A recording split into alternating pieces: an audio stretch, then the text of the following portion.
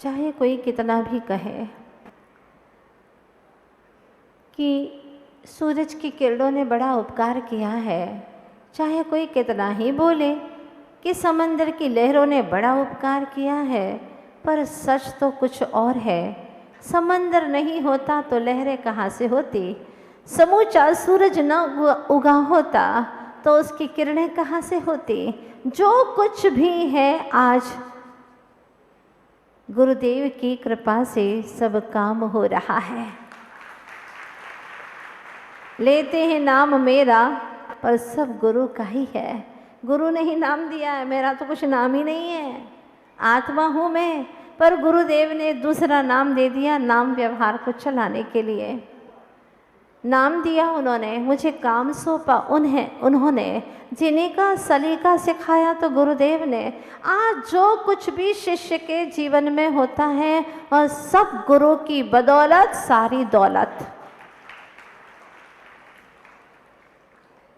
चूँकि मुझे गुरुदेव ने बहुत अच्छे से समझाया है, जनागम का घूंट पिलाया है कि हे आत्मन, तुम किसी भी द्रव्य का कुछ भी नहीं कर सकते। उपादान की अपेक्षा एक द्रव्य दूसरे द्रव्य का कुछ भी करता धरता है ही नहीं। प्रत्येक द्रव्य का अपने आप स्वयं परिणमन हो रहा है, केंद्रीय से लगा करके पंचेंद्रिय तक। सारी प्रकृति का, चाहे पौद्गलिक हो या कि जीवात्मक हो, प्रत्येक द्रव्य का अपने आप में परिणमन हो रहा है। हम रत्ती भर भी उसके जीवन में कोई फेरफार नहीं कर सकते। अगर उसकी योग्यता न हो तो हम किंचित भी उसके अंदर रद्दो बदल नहीं कर सकते, परिवर्तन नहीं कर सकते। आखिर किसने किया है ये सब कुछ? भुट्टे के अंदर दानों की सेटिंग, अनार की इतनी सुंदर सेटिंग, अंगूर के क्या गुच्छे के गुच्छे हैं, हाँ, और देखो ना अनानास की क्या डिज़ाइन बनाई है, क्या प्रकृति का सौंदर्य है। ये सब कुछ अपने अपने ही परिणमन की योग्यता के अनुसार ही प्रत्येक द्रव्य में होते हैं।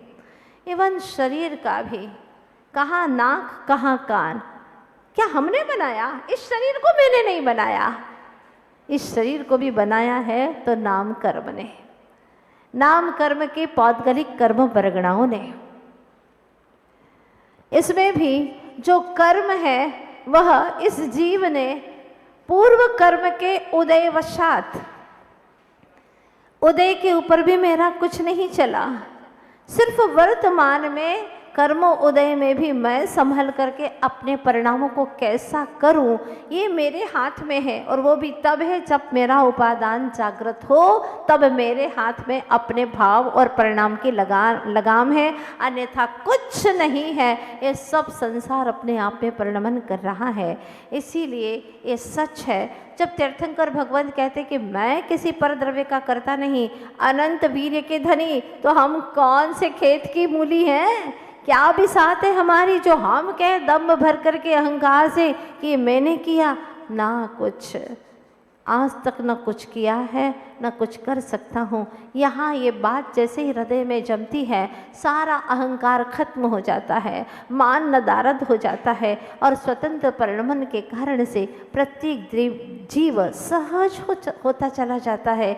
अगर ये ज्ञान हो जाए, ये सुध आ जाए कि प्रत्येक द्रव्य का परिणमन स्वतंत्र है, प्रत्येक द्रव्य स्वतंत्र है, वह अपना कर्ता स्वयं है, मैं किसी पर द्रव्य का कर्ता नहीं हूँ, ये बात गुरुदेव ने बताई है।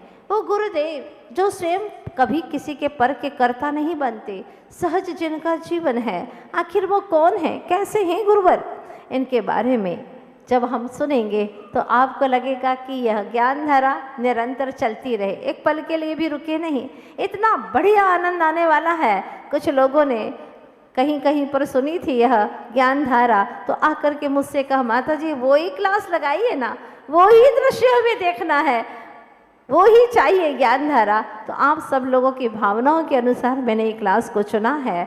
आचार्य गुरुवर्ष विद्यासागर जी महाराज के जीवन की गाथा 5 खंडों में उसे गूंथा गया है।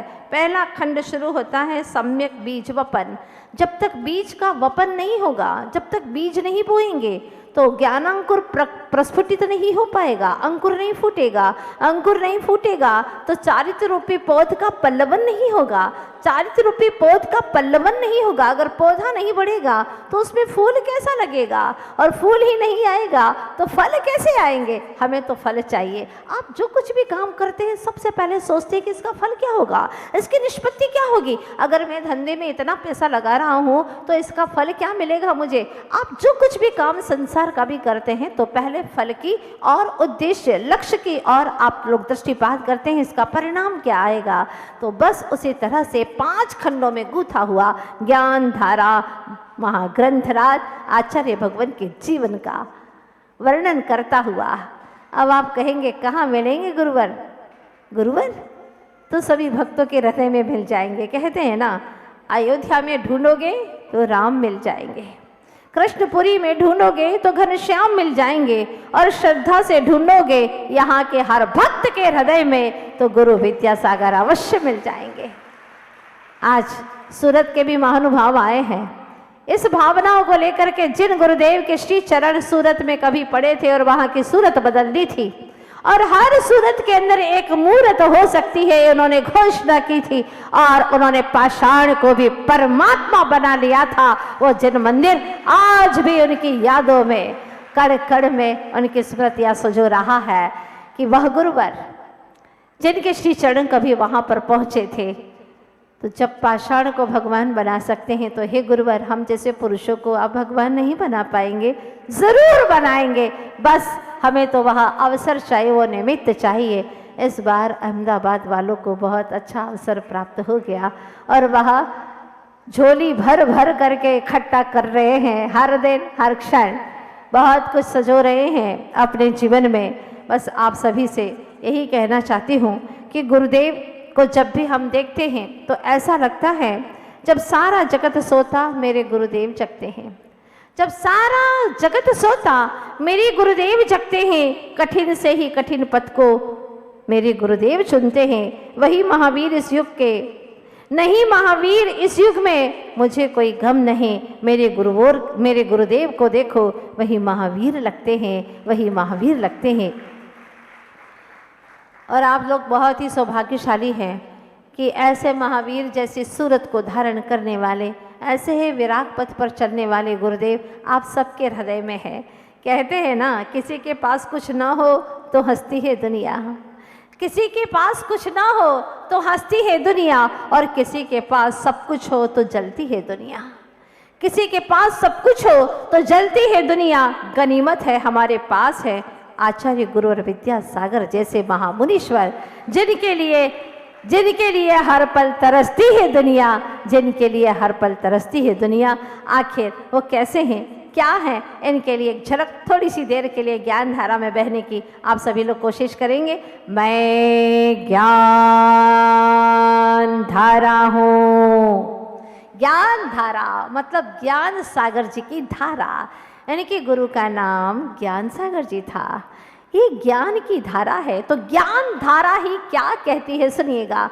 सबके भीतर में भी ज्ञान धारा है या नहीं? आपके अंदर ज्ञान है ना? बिना ज्ञान के आप ज्ञान धारा को समझ पाएंगे क्या? नहीं। आप लोग अभी जो समझ रहे हैं किसके माध्यम से? अपने अपने ज्ञान के माध्यम से, है ना।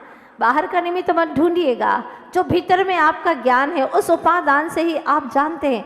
समझ में आता है, चेहरे पर खुशी की झलक आती है, तालियां बजती है। समझ में नहीं आता तो ऐसे के ऐसे ही बैठे रहते हैं।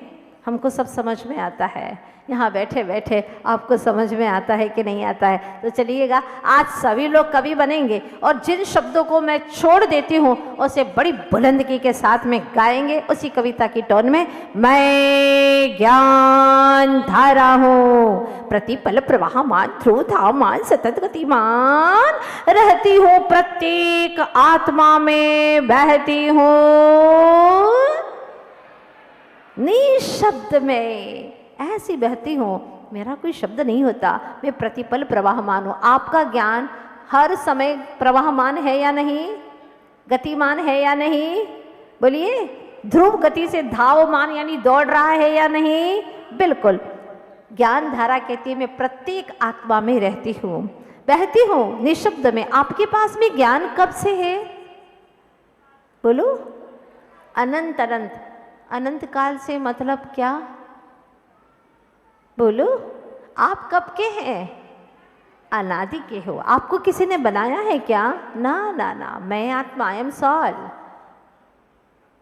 हाँ, मैं अनादि से हूँ, अनपेरिशेबल हूँ, विनाशिक नहीं हूँ, मैं शाश्वत हूँ, ऐसा मैं आत्म तत्व। तो आपके ज्ञान की महिमा कब है? जब आप अपने ज्ञान का सदुपयोग करें और गुरु आज्ञा में रह करके जिए। गुरु ने जो आज्ञा दी है उसका परिपालन करें। नगीने की शोभा, जो नगीना होता है उसकी शोभा अंगूठी में लगे रहने से है, वरना उस नगीने की क्या शोभा है? नगीने की शोभा अंगूठी में लगे रहने से है और शिष्य की शोभा गुरु आज्ञा में लगे रहने से है। जो गुरु आज्ञा में लगे रहते हैं, गुरु ने आज्ञा दी और चल पड़े। क्यों, क्या, किंतु, अगर मगर कुछ नहीं चाहिए। गुरु ने कह दिया, कोई तर्क नहीं, वह तर्क ही नरक का कारण बन जाएगा। ऐसे ज्ञान धारा का सदुपयोग करना है। विकारों की सघन चट्टानों से ढक देते अज्ञानी मुझे। ज्ञान को हमने विकारों की सघन सघन चट्टानों से ढक दिया है, इसीलिए तो ज्ञान उद्घाटित नहीं हो रहा है, पूर्ण ज्ञान नहीं हो रहा है, परफेक्ट नॉलेज नहीं हो पा रहा है। विकारों की सघन चट्टानों से ढक देते अज्ञानी मुझे, कल कल करती कर्म धारा का ही तब संवेदन करते हैं। दो प्रकार की धारा हो गई, ज्ञान धारा और कर्म धारा। अभी आप ज्ञानवान होकर के भी किसका संवेदन कर रहे हैं? कर्म धारा का, क्योंकि कर्म धारा हावी हो रही है, ज्ञान को उसने दबा दिया है। बंधे धिको पारिणामिको च, जो हावी होता है, ज़्यादा शक्तिशाली होता है, वो कम शक्तिवान को दबा देता है। यद्यपि हमारा ज्ञान कम शक्तिशाली नहीं है, चेतनात्मक है, लेकिन कर्म धाराओं ने इसको सुषुप्त सा कर दिया है।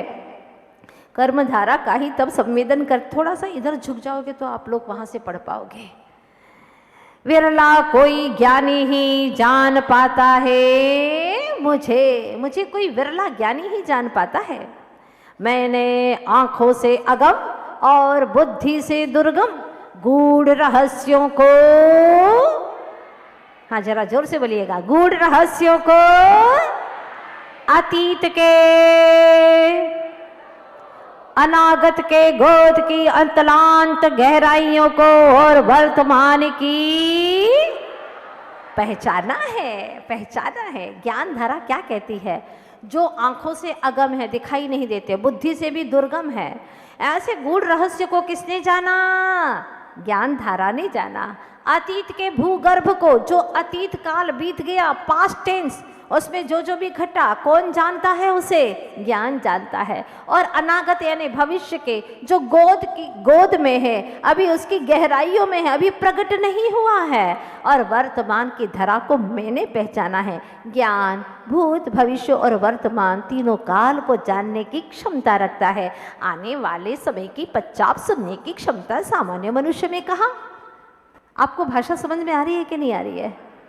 आने वाले समय की पदचाप क्या होने वाला है, किसी को कुछ पता है क्या? सामान्य मनुष्य को नहीं। नीति के खेल से सब अपरिचित थे, लेकिन मैं परिचिता थी। मैं यानी कौन?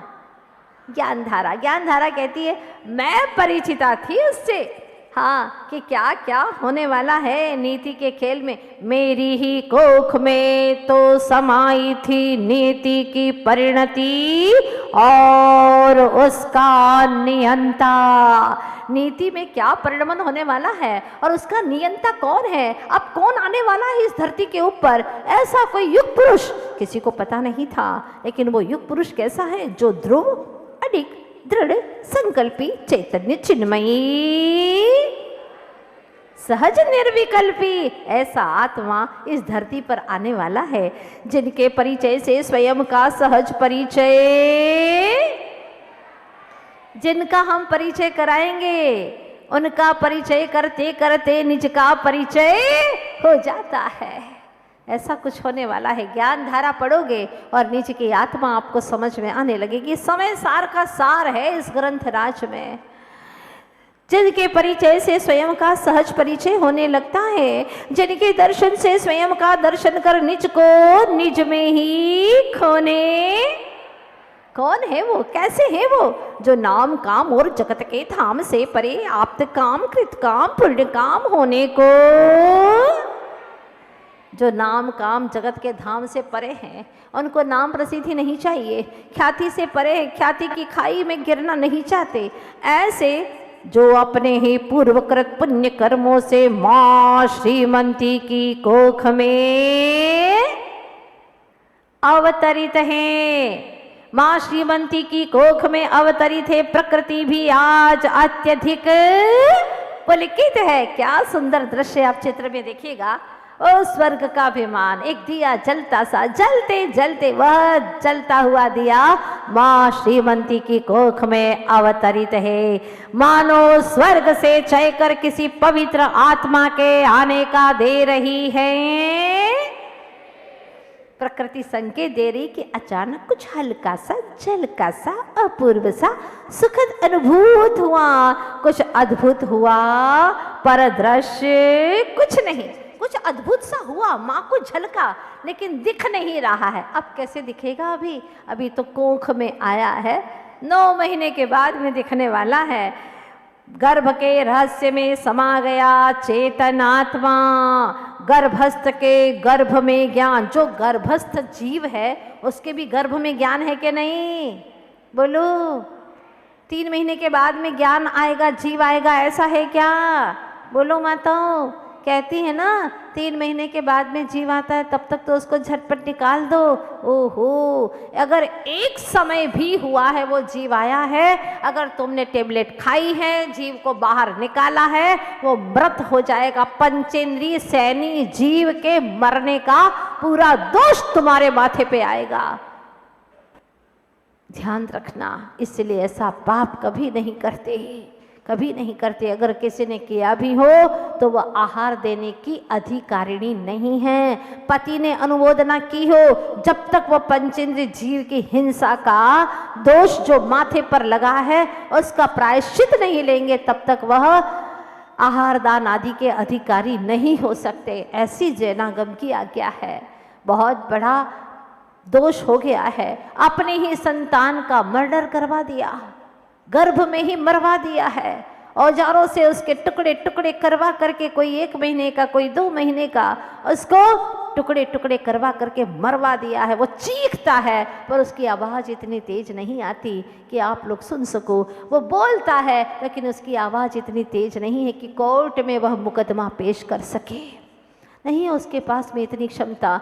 वो वहीं पर रोक करके, चिल्ला करके चुप हो जाता है। हमेशा हमेशा के लिए उसकी ज़िंदगी उसकी माँ ही छीन लेती है। ध्यान रखना, गर्भस्थ के गर्भ में ज्ञान और ज्ञान में समाया, ज्ञान में ही तो समाया है भगवान, और ज्ञान में समाया भगवान। प्रकट नहीं, हाँ पलटेंगे इसको, प्रकट नहीं किंतु इसमें बहुत कुछ अप्रकट सत्य निहित है। अभी प्रकट कुछ नहीं दिख रहा है। अभी गर्भ में कौन आया किसी को पता चला क्या? सिर्फ ज्ञान धारा के पाठकों को पता चला है, अभी माँ को भी पता नहीं है। अंतर मुहूर्त में आहार शरीर आदि छहो पर्याप्तियाँ पूर्ण कर गर्भ में ही जगत कल्याण की कामना से मानव प्राणियों को संकेत दे रहा हो, भगवान होने की भावना ले पर्याप्त सुख शांति का आश्वासन दे रहा हो।